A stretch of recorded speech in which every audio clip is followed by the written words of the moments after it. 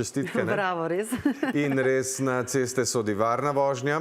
Podiranje rekordov hitrosti pa je dobro prepustiti profesionalcem v Formuli 1. Ja, kako vozijo, lahko seveda spremljate na kanalu A. Kaj vozijo, pa lahko zdaj v živo vidite kar v Ljubljani.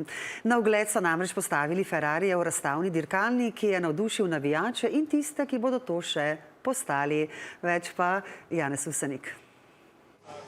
Ekipa Scuderia Ferrari in njihov partner Unicredit Banka sta zaslužna, da lahko obiskovalci Odiseja v Ljubljani te dni vidijo izjemen prizor.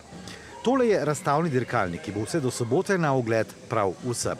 Navijači so ga vajeni gledati po televiziji, nekateri tudi v živo. A ko mimo tebe šviga s 350 km/h, je drugače, kot če stoji blizu tebe. Veliko mi pomeni predvsem zato, ker lahko dejansko vidim od blizu statičen avto in vso to mehaniko, ki je to narejeno, ker je sama sestava dosti komplicirana. Sploh, da je Ferrarijev dirkalnik, to je v bistvu številka 1, strast.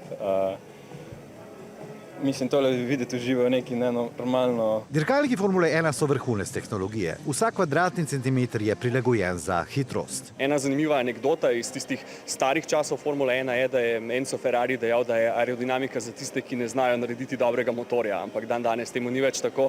Danes imajo vsi vrhunski in motor in aerodinamiko. A ta tehnologija ni sama sebi namen. Formula 1 je definitivno gonilo napredka. Stvari, kot so recimo to regenerativno zaviranje, hramba energije, vsi ti sistemi recimo so pogosto dobili na začetku nek zagon zaradi motošporta. Danes recimo so dirkalniki hibridni, delno jih poganja elektrika, kar prinaša nov razvoj mobilnosti nasploh.